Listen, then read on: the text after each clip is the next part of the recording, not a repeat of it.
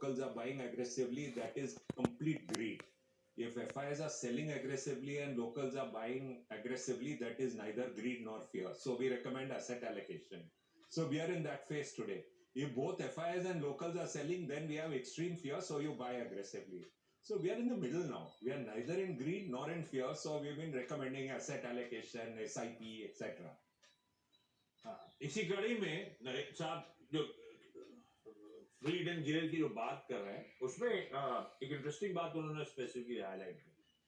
उन स्टॉक्स को रडार पे रखिए जो एफआईज के फेवरेट थे, जहां पे बहुत तगड़ा करेक्शन देखने को मिला है जबकि फंडामेंटल्स में बदलाव नहीं हुए हैं, तो एफआईज के सेंटिमेंट्स हावी हुए, वो स्टॉक्स प्रेशर में आते हैं। उन स्टॉक्स को थोड़ा सा अवॉइड कैटेगरी में रखिए जहां पे जो लार्जली डीआईआई फेवरेट है और उनका एक्यूमुलेशन वहां पे चल रहा है, तो उसमें इस समय एंट्री करने का वक्त नहीं है। तो इससे क्यों लेते हो? इंटरेस्टिंग बात थी कि जहां पे एफआई बहुत पिटाई कर चुके हैं, स्टॉक के फंडामेंटल फिर भी ठीक ठाक है, एफआई होल्डिंग स्ट्रांग हुआ करती थी। अब जब एफआई की मैसिव सेलिंग के बाद आप कुछ खरीदना टटोलना चाहते हैं तो उस तरह के स्टॉक पर डाल रहे हैं।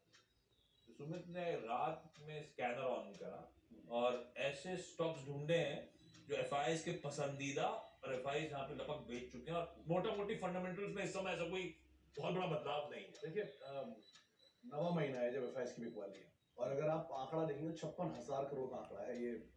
संजय दत्त साहब ने कुछ दिन पहले एक डिस्कशन में बोला था कि ये जो बिकवाली का आंकड़ा 56,000 करोड़ का, ये रिकॉर्ड आंकड़े की तरफ हम जा रहे हैं, क्योंकि इससे पहले 54,000 करोड़ की महीने की मासिक बिकवाली थी और इस बार हम 56,000 करोड़ के साथ ही रिकॉर्ड से पहुंच गए हैं। तो अच्छा, एफआई जहां बिकवाली कर रहे हैं, उस बिकवाली में पहले तो वो सूची जहाँ पे एफआई ने होल्डिंग घटाई है, लेकिन क्वालिटी नाम है, किसी नाम में कोई खराबी नहीं है, किसी के आप सवालिया निशान उठा सकते हैं एटलीस्ट क्वालिटी को लेकर।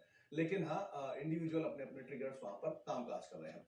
जुबिलेंट फूड यहाँ पर इस तिमाही के दौरान करीब करीब 2-2.25%, 6-7% तक की बिकवाली एफआई की तरफ से आते हुए दिखाई पड़ी है।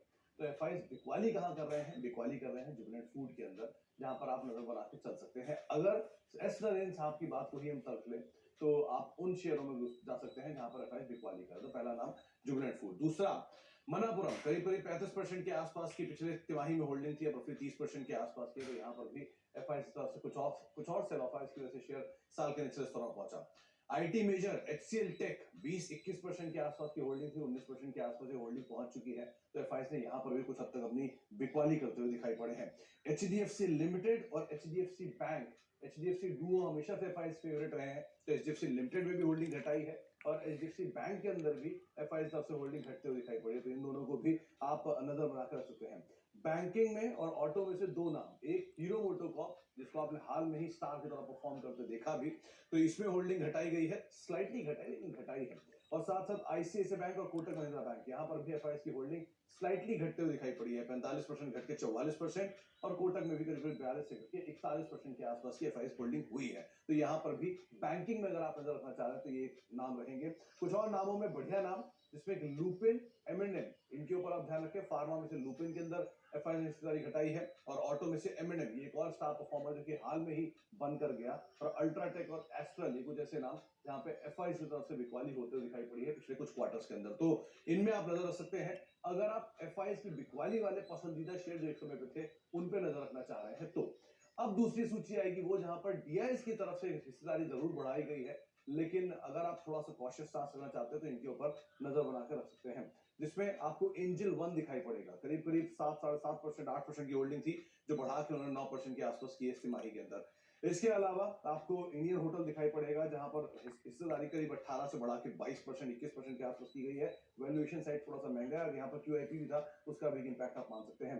टाटा स्टील, फेडरल बैंक, बंधन बैंक और बैंक ऑफ बड़ौदा, ये चार ऐसे नाम हैं जहां पे एफआई की तरफ से हिस्सेदारी, डीआईएस तरफ से हिस्सेदारी बढ़ाई गई है। टाटा स्टील में स्टॉक स्प्लिट है।